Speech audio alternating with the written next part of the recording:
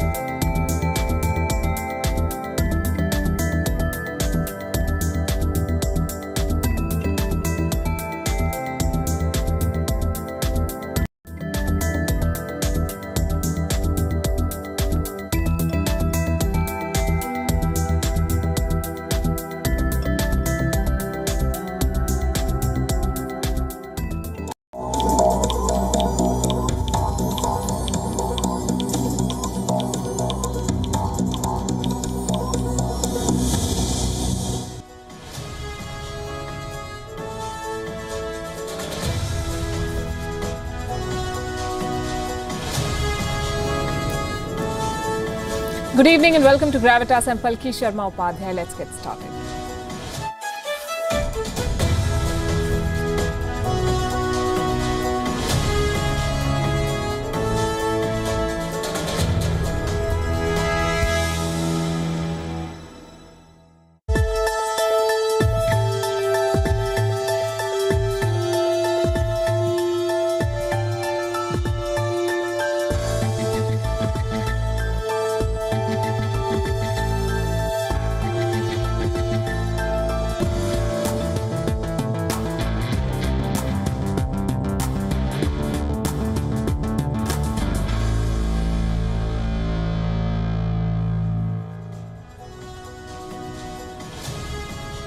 The concept of boundaries does not sit well with China. We've learned it the hard way, all of us, the whole world. China breaches land borders, violates sea borders, breaks digital borders. What if we told you that China has also not spared wombs? It is harvesting gene data from millions of pregnant women across the world. What for? To create superhuman soldiers. The military is spearheading a dangerous project to create genetically modified soldiers. It may sound hard to believe, but we have numbers and case studies on women who may have fallen victim. On Gravitas tonight, we'll bring you details of China's latest sinister project. Also on the show, as the Taliban gains more territory, America puts the onus of stability on Afghanistan's neighbors. We bring you an exclusive interview with a member of the Afghan peace negotiation team. Big tech is facing fire from all sides. 37 American states have sued Google. Donald Trump takes Facebook and Google to court. India's new IT minister tosses the rule book at Twitter. For the first time in the history of the Olympics, there will be no spectators for the events. Japan has declared an emergency after Wuhan virus cases rise. And a question that all of us should pause and ponder on. Do we really need 10,000 steps a day? We'll tell you what science says. We begin as always with Gravitas Global Headlines. India's Foreign Minister S. Jaishankar emphasizes the strong and stable bilateral ties between India and Russia in his speech in Moscow, adding that at the core of India-Russia ties is multilateralism. Jaishankar is expected to hold talks with his Russian counterpart Sergei Lavrov on July 9th. Twitter India has appointed an interim chief compliance officer and will also employ 2 other executives to comply with India's new IT rules. This as the US tech giant says it is setting up a liaison office in India. Meanwhile, India's new IT minister Ashwini Vaishnav says that Twitter will have to follow the law of the land. Even as South Africa's former president Jacob Zuma turned himself in for a 15-month prison sentence for contempt, the justice minister says Zuma will be eligible for parole after around 4 months. This after Zuma surrendered for defying a court order to provide evidence into a corruption probe during his tenure. U.S. troops in Iraq and Syria were targeted with rocket and drone attacks, wounding 2 American service members at an Iraqi airbase hosting U.S. forces. No group has claimed responsibility for the attack, but experts say these could be a part of a campaign by Iranian-backed militias. Indonesia grapples with a surge in coronavirus cases amid a widespread oxygen shortage. The nation recorded its deadliest day since the start of the pandemic on July 7th, with 1,040 deaths. Individuals are pleading for oxygen supplies across social media. For the 4th time this month, a Chinese warplane entered Taiwan's air defense identification zone in what Taiwan terms as an unnecessary and thoughtless incursion. In response, Taiwan sent aircraft and broadcast radio warnings to track the Chinese plane. California is set to approve reparations of up to $25,000 to thousands of people who were sterilized decades ago when the government deemed them unfit to have children. The so-called eugenics movement of the 1930s forced people as young as 13 with physical disability or mental illness to be sterilized. A study finds that extreme weather patterns rising due to the threat of climate change are responsible for 5 million deaths globally each year. This is the first and largest study linking changes in temperature to annual increases in mortality. Olympic organizers have banned all spectators from the Tokyo Games, with Japanese Prime Minister Yoshihide Suga declaring a COVID state of emergency in the host city. Tokyo reported 896 new cases today, which continues a significant recent spike in infections. The 4th emergency will run from June 12th, 11 days before the start of the opening ceremony, to August 22nd, which is 2 days before the start of the Paralympics.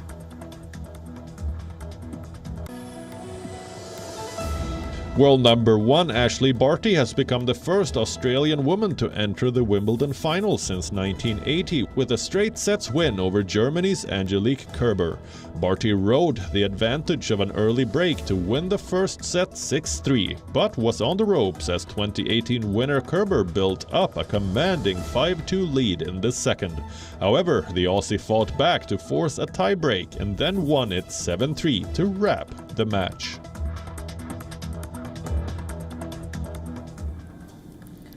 Tonight, I want to bring to your attention a new threat from China. China wants to create superhumans, people with extraordinary capabilities. The project is already on, and China is using the gene data of unborn children across the world to make this happen. I know it sounds like the plot of a movie, but this is happening for real. It is not science fiction.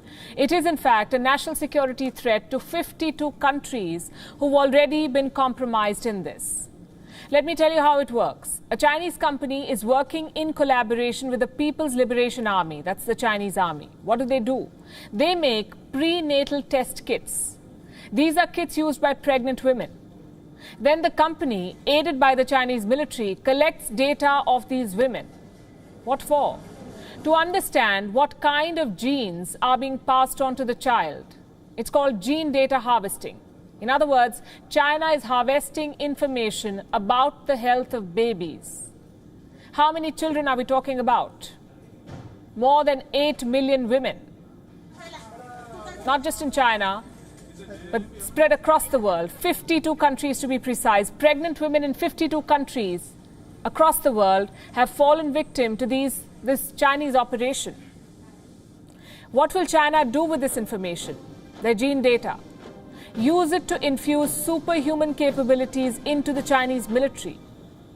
You could say they want genetically modified soldiers. And it's as scary as it sounds.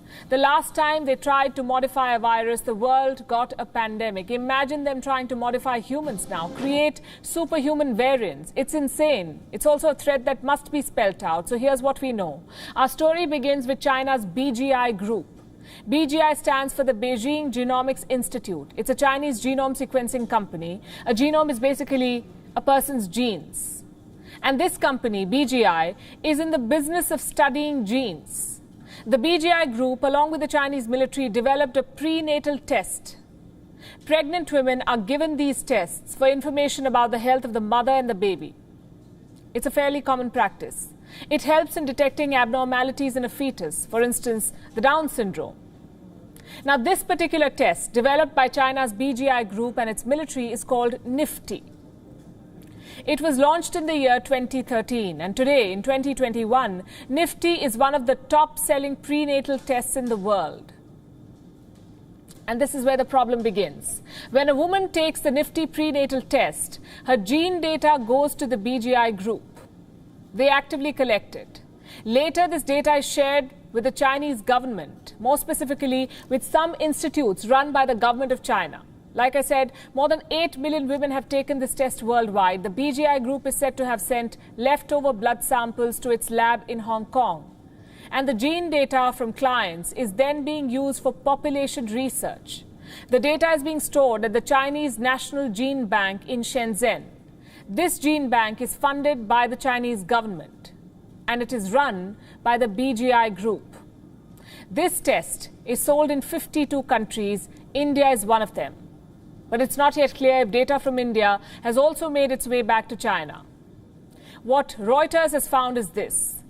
Genetic data of more than 500 women from Europe and Asia ended up at the Chinese Gene Bank. We cannot confirm if there's more, but whatever the number, is this even legal, this practice of sending gene data? Apparently it is. Reports say the company, the BGI group, got all the women to sign consent forms before they took the test.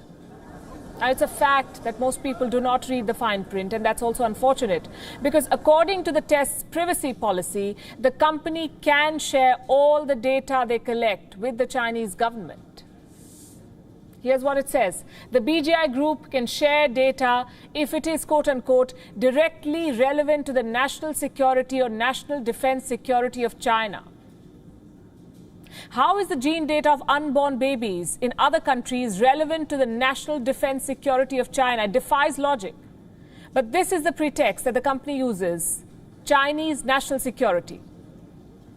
And this is how the Chinese state gets access to genetic data of babies across the world. Mothers who have taken the test are now concerned. One of them is Emilia, a 32-year-old citizen of Poland who took the BGI prenatal test. Emilia says she had read through the company's forms before agreeing to the terms, but she had no knowledge that the Chinese state has the power to access her child's data. I have to admit that the news that my data could have been taken over by the Chinese government is shocking for me. After reading the form, I had the impression that I was well informed about the test and how the data would be used. I would like to know if they are aware that these samples are probably being sent further on and why they aren't telling their patients about this. This could be a very important matter when choosing a test. For me, it would be. Clearly, this test needs to come with a bigger, more specific warning label. And if you're scared about the prospect of the Chinese state gathering data about unborn children, wait till you hear what China wants to do with this data. Having a massive bank of gene data gives China a clear strategic edge.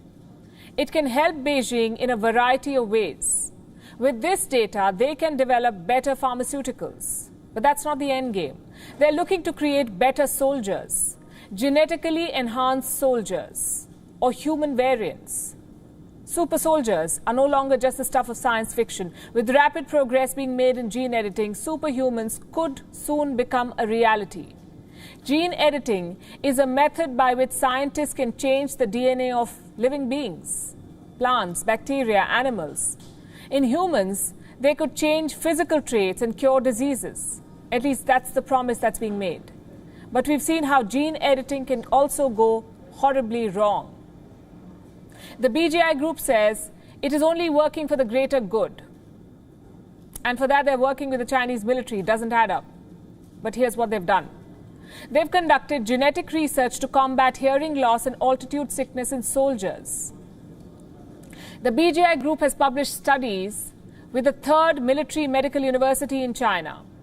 It talks about drugs that could protect Han Chinese from brain injury at high altitudes. Interestingly, the study makes a reference to Chinese soldiers stationed in Tibet and Xinjiang, the same regions that share a border with India and have witnessed clashes between the Chinese and Indian soldiers in the ongoing border standoff. Now, China wants to deploy super soldiers at the border, troops laced with edited genes, using research from gene data surreptitiously collected from across the world. By all indications, China is far from achieving this anytime soon. But the fact that they're trying to do this, the fact that they're working in this direction, the fact that they're collecting data from 52 countries should be enough to raise the alarm. Here's something that can be done immediately. India set an example for the world last year by banning more than 100 Chinese apps over security concerns. India should consider the same measure for companies that harvest gene data. Now, they say all good things come to an end. For years, big tech enjoyed control, quashed competition, basked in the glory of monopoly. But now it may all end, and end very soon. Doors are closing in on tech giants. Standing on the front line are Facebook, Twitter, and Google. I have 3 stories for you tonight. We'll start with what's happening in the United States. Google has been sued in the US by as many as 37 states. 37 American states and Washington, D.C. have together dragged Google to court. It is being accused of violating antitrust laws. What does that mean? Number one, Google is being accused of anti-competitive conduct in its Play Store. You know the Google Play Store that we have on our Android phones? American states say that the Play Store is anti-competitive. I'll explain. You see, Google puts misleading security warnings on Android phones. So when you try to download apps from outside the Play Store, your Android phone discourages you. You may get a notification saying that the app is dangerous, that it may have a virus, and so on. So a person mostly ends up downloading apps only from the Play Store.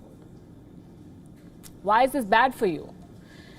Because it deprives you of choice, of better price range. A similar app could be cheaper outside the Play Store, but Google would discourage you from downloading it. And it's especially bad for app developers. They lose out on Android users. It's not fair competition. Here's another point from the lawsuit. It says that Google is forcing app developers to pay commission. Again, how? Suppose you've downloaded an app from Play Store. Now you want to buy paid content on this app. So what will Google do? It will force the app to use Google billing for the transaction. And that ensures that Google pockets a 30% commission on every purchase. Google also prevents most app developers from selling their product outside the Play Store.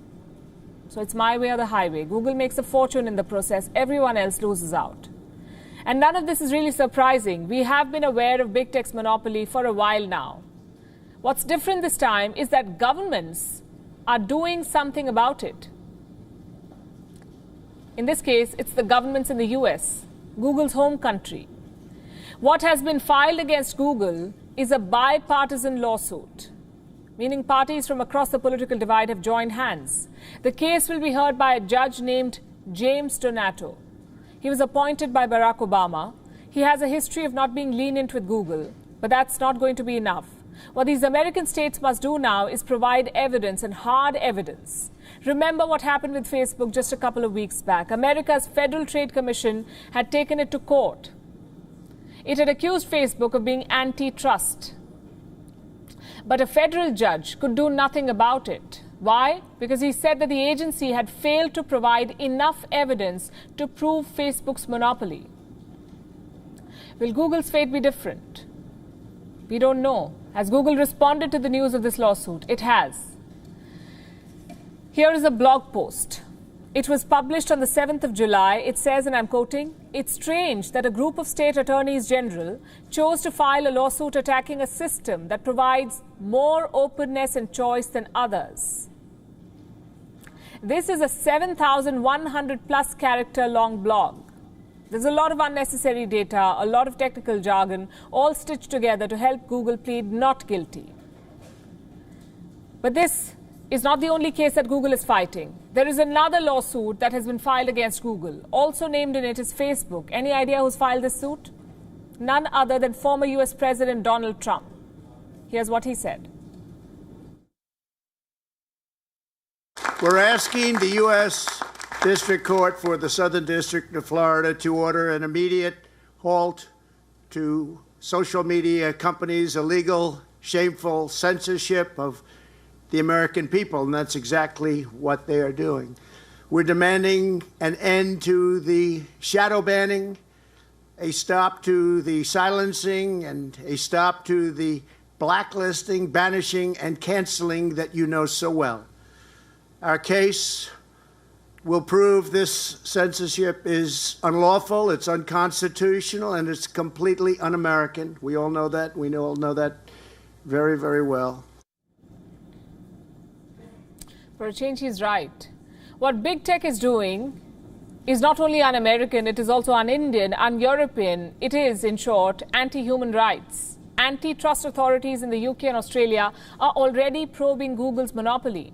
India too has come up with new IT regulations to tame tech giants. Yesterday, India appointed a new IT minister. His name is Ashwini Vaishnav. 51 years old, former bureaucrat, an IIT and Wharton graduate. He's been tasked with breaking the monopoly of big tech in India, of making the internet free and fair, and of getting Twitter to abide by India's new regulations that it has so openly been flouting for so long. Vaishnav was on the job within hours of taking office. The minister sent out a loud and clear message to Twitter. He said, and I quote, "Whoever is a citizen of India and those who stay in India will have to abide by the laws of the country." In compliance with the new IT rules, Twitter has finally appointed an interim compliance officer in India. Now, Indian law requires big tech to appoint a chief compliance officer, a nodal officer, and a grievance officer in the country, and all of them should be residents of India. After much resistance, Twitter may finally be complying. But these battles are far from over. You see, a new technology always enjoys the advantage of legal loopholes. What's new is often mostly unregulated. But the law, in fact, catches up sooner or later. It happened with nuclear arms. It happened with space programs, drones. And now it is also happening with the internet. It may have taken a good 2 decades for governments to understand the World Wide Web and its pitfalls. But now that they have, the end of big tech's reign and digital colonization should only be a matter of time. Speaking of ends, the situation in Afghanistan is going from bad to worse. The US pullout is nearly complete. The Taliban is making rapid territorial gains. Meanwhile, India's External Affairs Minister S. Jaishankar is in Moscow after a transit halt in Tehran. He's discussing the stabilization of Afghanistan with Russian officials. In the next 4 minutes, we'll get you details of each of these developments. We'll start with America's retreat. According to the Pentagon, the troop pullout is 90% complete. The remaining 10% will be covered by the end of August. At least 7 former US bases have been handed over to Afghan security forces, and nearly 1,000 C-17 freighter loads of equipment have been evacuated. Only 650-odd military personnel will stay behind, and they will not engage with the Taliban. They will only protect the US embassy and its diplomats. America says the onus is now on Afghanistan's neighbors to act responsibly and play a constructive role in maintaining peace. For too long, many of Afghanistan's neighbors have been happy to see the United States engaged and the United States alone engaged. If there is to be a just and durable settlement and a comprehensive ceasefire, it needs to be supported by Afghanistan's neighbors, and we hope to see them act responsibly. That's convenient. Had they acted responsibly in the first place, we wouldn't have been here. The Americans came, they stayed for 20 years, dropped what they call the mother of all bombs on Afghans, and now they want the neighbors to clear the mess. Their actions have only emboldened the Taliban. Their onslaught is picking pace. The terrorists have now taken control of 195 of Afghanistan's more than 400 districts. They're contesting 129 other districts. After Kandahar and Badakhshan, they have now shifted focus to a province in the northwest, the Badghis province. It's one of Afghanistan's most underdeveloped provinces, but it's important because of its location. This province borders Turkmenistan, and the Taliban has directly gone for its capital, the Kalai city.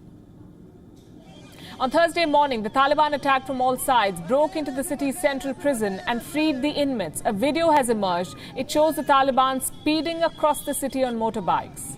Some bystanders cheer with slogans.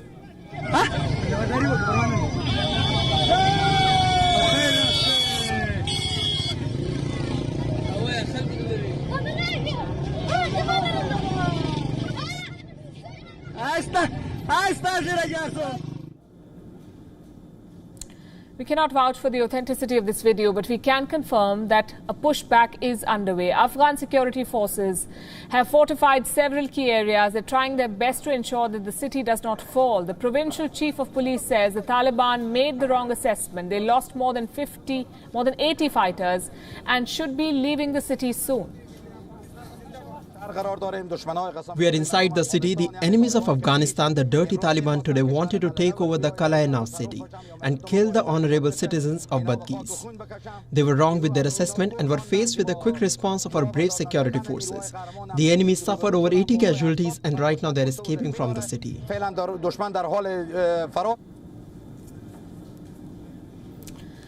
The situation is still developing. Turkmenistan, which borders the Badghis province, is not taking any chances. It has reinforced its military presence at all posts along the long border. It is preparing for an influx of refugees. So is Uzbekistan, Tajikistan and Iran. And speaking of Iran, yesterday India's External Affairs Minister S. Jaishankar was in Tehran. He met the Foreign Minister and the President-elect. He discussed the situation in Afghanistan. Today, S. Jaishankar is in Moscow with the same agenda, to find a solution to this evolving conflict. He has several meetings lined up, one with the Foreign Minister, another with the Deputy Prime Minister, and yet another with the Chairman of Russia's State Duma Committee on International Affairs. Speaking at one forum in Moscow, the minister said that India always stood for an Afghanistan that is united, sovereign, and at peace with itself, and that this position has not changed. What has been our position on Afghanistan? We have both supported, we were very clear 20 years ago, certainly, that we were for a united Afghanistan. We were for a sovereign Afghanistan. We were for an Afghanistan where minorities had a fair share of representation. We were for an Afghanistan which was at peace with itself and at peace with its neighbors. I don't think that has changed. Ahead of his arrival, Russian Foreign Minister Sergei Lavrov also made some interesting remarks. He said that Russia is closely watching what's happening in Afghanistan, that it's ready to use its military base in Tajikistan and ready to defend its regional allies if necessary. As you know, we are closely watching what is happening in Afghanistan, where the situation has a tendency to swiftly deteriorate, including against the backdrop of the hasty exit of American and other NATO troops. We will do everything we can, including using the capabilities of the Russian military base on Tajikistan's border with Afghanistan to prevent any aggressive impulses towards our allies. Russia has made its intentions clear. India, Iran and the rest of Afghanistan's neighbors are doing their bit. Well, most of them are. But with the Taliban spreading rapidly across the country, with no interest in indulging in a dialogue, it's hard to say how much the other stakeholders will be able to secure their interests. And this conclusion became quite apparent to us when earlier in the day we spoke to Nader Naderi, Mr. Nadari is a member of the Afghan peace team that is negotiating with the Taliban. He admitted that the talks with the Taliban are not progressing as they would have liked. There is no change in the group's attitude. The Taliban still wants Afghanistan to be governed by the Islamic law. Will the Taliban prolong yet another war in Afghanistan, and will the people of Afghanistan now rise against this group? Is Pakistan coming in the way of a peaceful settlement, and what role can India play in all of this? I put these questions to Nader Nadari. Here's an excerpt of that conversation. Mr. Nadari, welcome to WION. Thank you. Thanks for having me. We'll begin with the latest. What's the situation right now in Kala-e-No, the capital of the Badghis province that was stormed by the Taliban on Wednesday? Well, it's a war in a time of transition from a larger international engagement to no international military engagement. And as a result of that transition, you can see certain development happen that are unfortunate, but the reality is changing back soon, as it is the case in Calais now in Badghis province. Yes, the Taliban stormed the center of the city. However, our security forces have cleared back the city of the Taliban. So you're saying the provincial capital is now back under the control of the government? That is so, yes. Yeah, last hours of yesterday, they were pushed back. Palki, you've said that the country is at the verge of a civil war, and you suggested of the surrender. There's no doubt that certain positions and certain posts, our security forces did leave their postings, and by leaving, it was part of a consolidation, a strategic consolidation of our forces. Since the 1st of May, when the American troops began their withdrawal from Afghanistan, the Taliban has taken control of more than 100 districts of your country. Why have the Afghan forces been unable to push them back? Why were they not prepared for this offensive? Well, this was the 100 has happened a number of months that lead to the figure of 100 district. The key decision was when we decided to pull back from those localities where they're, in terms of number of population, they were not significant, and administrative importance was not as significant and strategic as to spend and invest a significant amount of resources in those areas. We need to protect the civilian population areas. The center of population needed to be protected as they come under daily and consistent attacks. So we made a strategic decision to pull out of some of these districts. You know, in the past few days, we've seen videos of Afghan troops, government troops, surrendering their weapons to the Taliban. We have reports of them fleeing to Tajikistan. To me, it doesn't sound like strategic consolidation, as you put it. Oh, definitely. Those, as I say, there were places where the situation had developed have created a psychology of itself. Taking one of those areas that you've mentioned in the border area with Tajikistan. But Palki, I'm not a security expert. I'm not a security spokesperson to provide you with more detail. I'm a member of Afghanistan's peace negotiation team, and I would rather focus on the elements of the peace. I will allow the security situation for our security officials to discuss it more. I understand that. In a recent interview, Abdullah, the Afghan leader who leads the High Council for National Reconciliation, said that talks with the Taliban have made, quote-unquote, very little progress. You've been sitting across the table with the Taliban. Where is the peace effort headed? I do agree that with Chairman Abdullah that the talks did not yet made significant progress, and especially and specifically because the Taliban do not share the same sense of urgency as we have to end this war as soon as possible.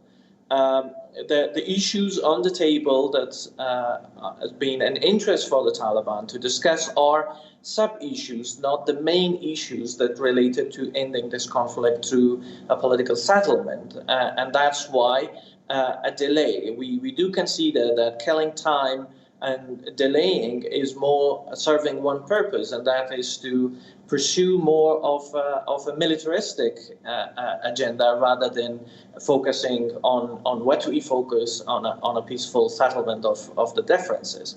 So you are saying that Afghanistan is heading towards another prolonged war? If the Taliban choose to not take the peaceful path of political settlement, every single indicator suggests that the people will stand. Ms. Sharma, what has happened in Afghanistan is a transformation of our society.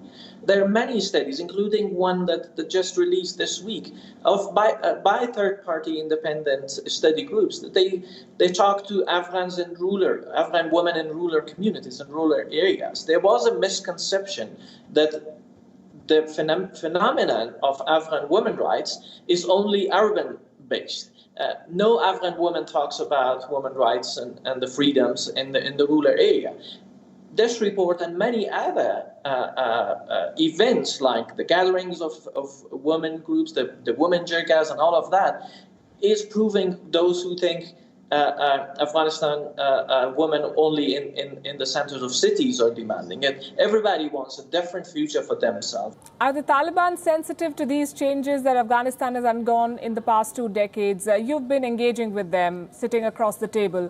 Would you say that this is the same Taliban that ruled Afghanistan 20 years back, or have they evolved?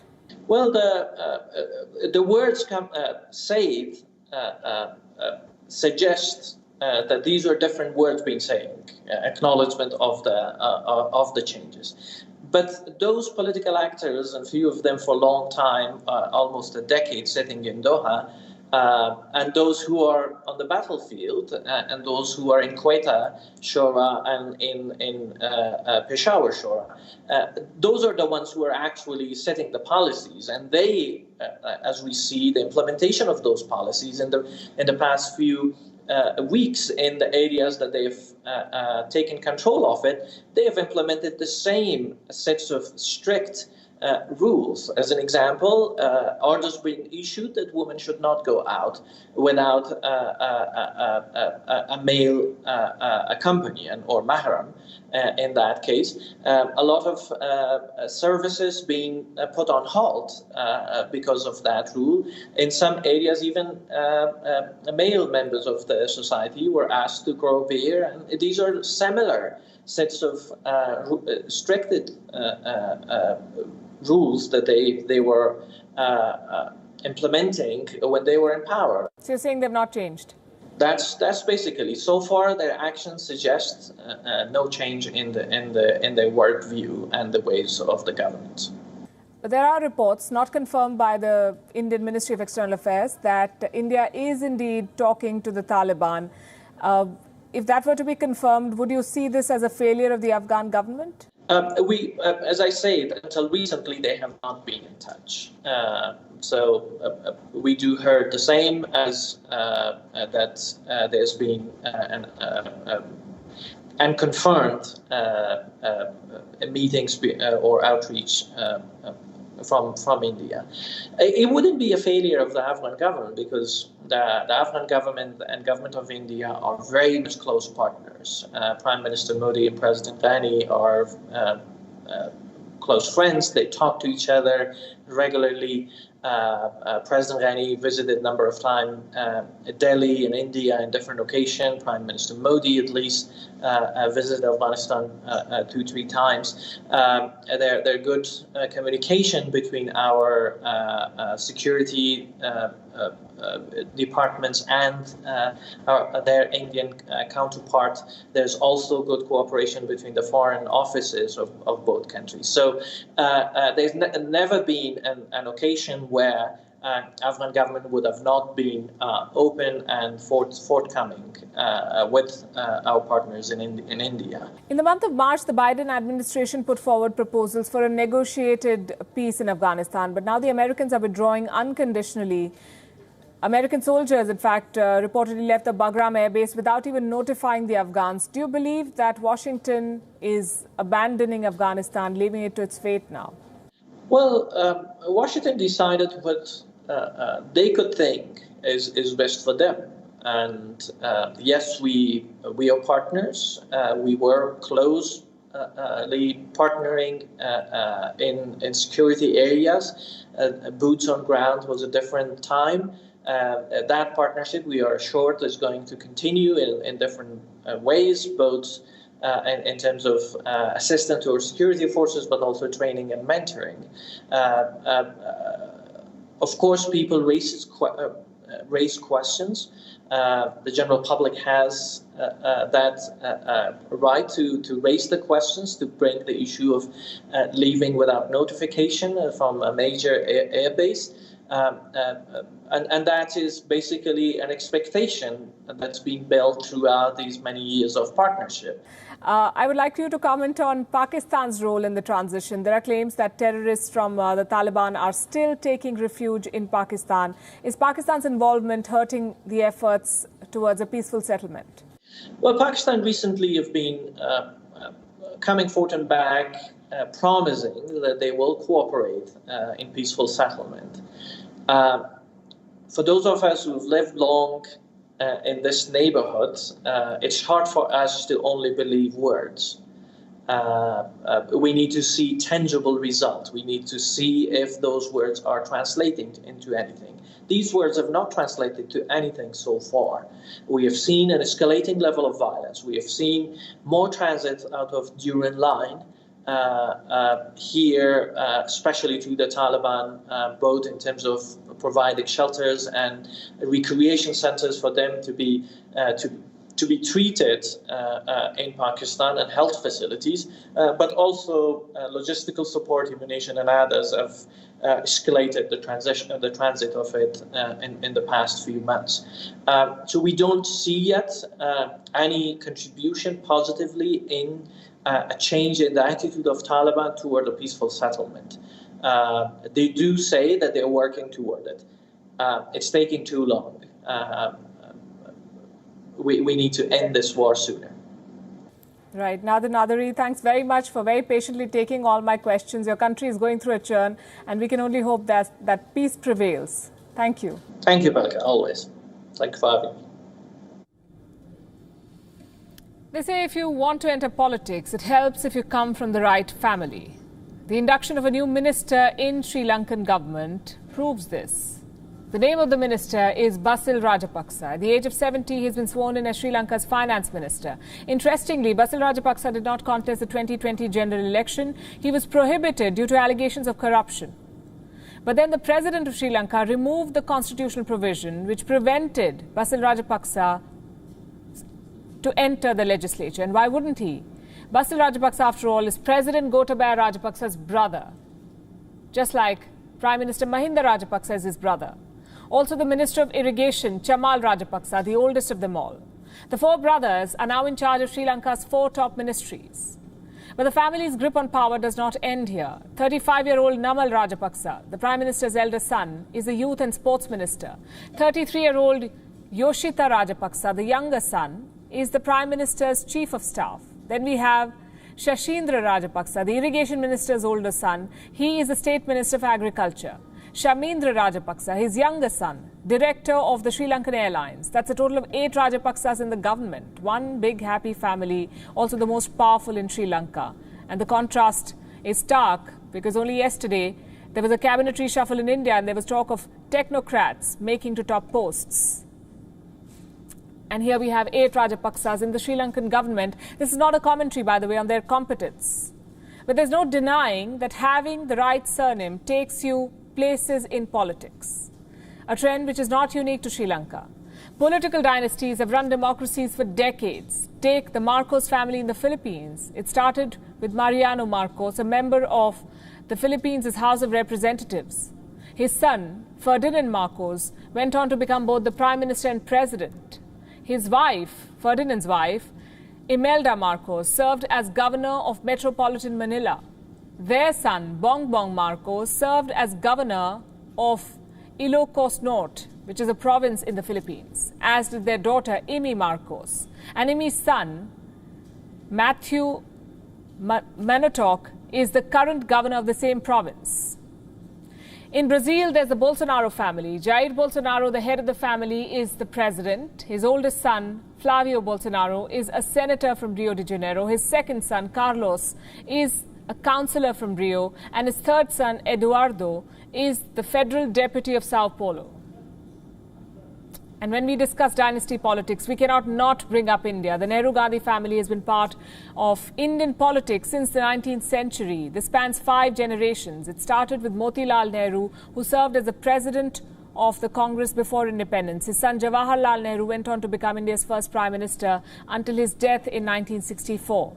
In 1966, Nehru's daughter Indira Gandhi became India's first woman prime minister. She served another term until she was assassinated in 1984.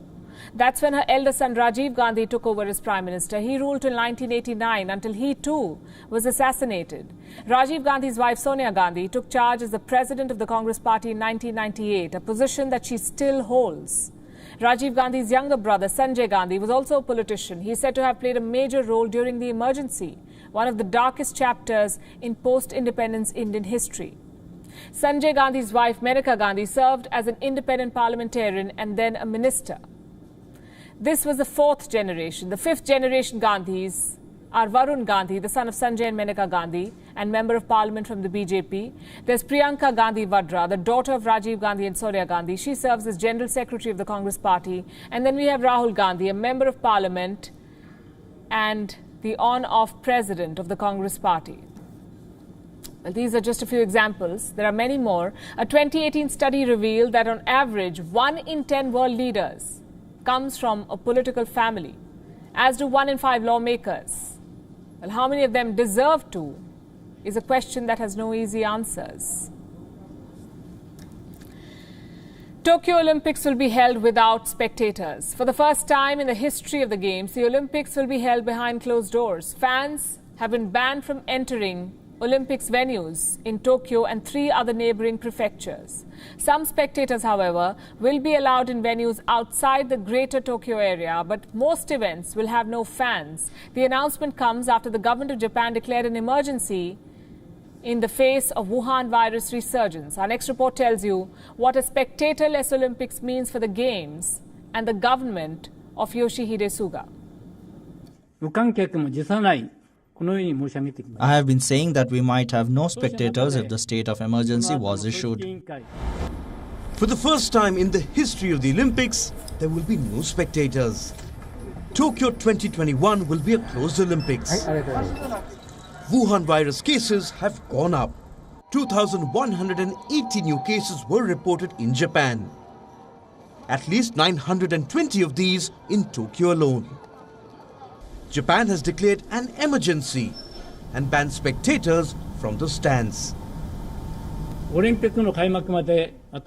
Around 2 weeks to go until the start of the Olympics. It will be held under a state of emergency unprecedentedly.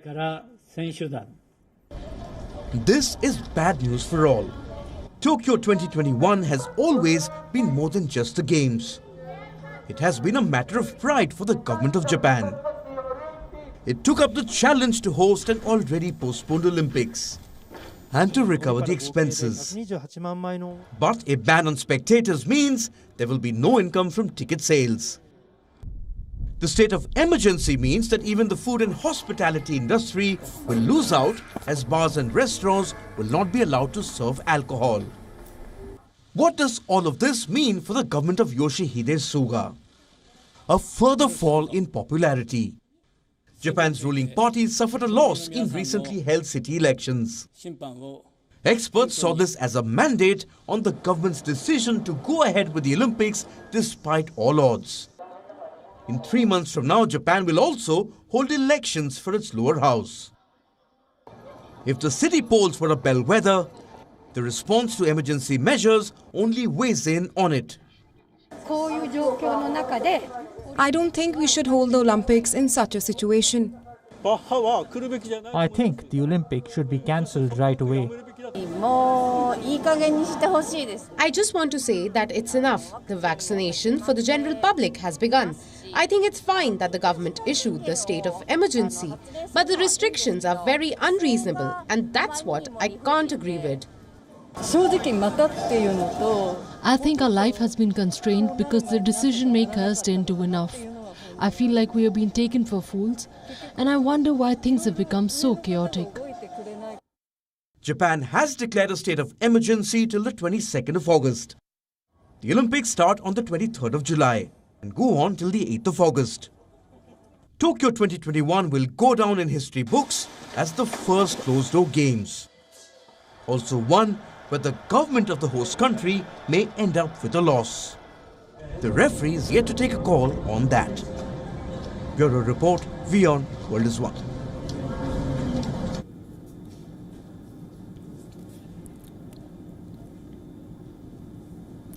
Do you want to stay healthy? Eat less, drink green tea, work out more, and walk at least 10,000 steps a day. In previous Gravitas reports, we have busted the myth of eating less, drinking green tea versus normal tea. We've also told you about the ill effects of working out too much. Tonight, we address the 10,000 step myth. Most of us check our smartwatches and fitness trackers every now and then to ensure that we are walking enough to reach the 10,000 step goal by the end of the day. But have you ever wondered who really set the 10,000 step goal? The story goes back to 1965. 10,000 steps have very little to do with health and a lot to do with marketing. In 1964, Tokyo hosted the Olympics. A Japanese company called Yamasa Clock wanted to capitalize on the interest in fitness that these games had generated. So it mass-produced pedometers, devices that count your steps. The device was called Manpo-kei, which in Japanese means 10,000 steps meter. Was the goal based on any scientific research? It wasn't. In the years that followed, researchers began investigating the 10,000 step logic. A study called Happy Feet found that 100 days of 10,000 steps showed an improved mental health and well-being. But recent studies have challenged this arbitrary figure. A study conducted at the University of Texas showed that 5,000 steps should be enough. Walking fewer steps than that means that your body will not be able to properly metabolize fat. A study was also conducted at the Harvard Medical School. This was as recent as 2019. Researchers studied nearly 17,000 women. Their mean age was 72. Their steps per day were measured for 7 days. Researchers concluded that 4,400 steps may be enough to significantly lower mortality rates. What if you walk more than 4,400 steps a day? Researchers said that the more you walked, the lower your mortality rate. But this levels off at around 7,500 steps a day, which is 2,500 steps less than 10,000. What if you want to walk that extra mile? Please go ahead. But science says there will not be any real benefit. And just to put it on record, I'm not discouraging walking. I'm only trying to vet the 10,000 step logic here. When it comes to walking in general, its benefits are numerous. Walking increases cardiovascular fitness. It reduces the risk of heart disease and stroke. Walking helps reduce joint pains, muscle stiffness. Walking is good for those suffering from diabetes. It also reduces body fat. It will help you if you walk to the nearest grocery store instead of driving. Walk up the stairs instead of taking the elevator. If you are meeting a friend at a neighborhood cafe, wear your walking shoes and walk down to the cafe. If you do not walk at all, start today. Start by walking for 10 minutes. Aim for 2,000 steps. Increase slowly. My point is, walk by all means, but don't exert yourselves trying to reach that 10,000 step goal. And don't obsess over the readings of the so-called fitness trackers. The 10,000 step goal is unscientific. It serves no real purpose. On that note, it's a wrap. We're leaving you with Gravitas Images. Thanks for watching.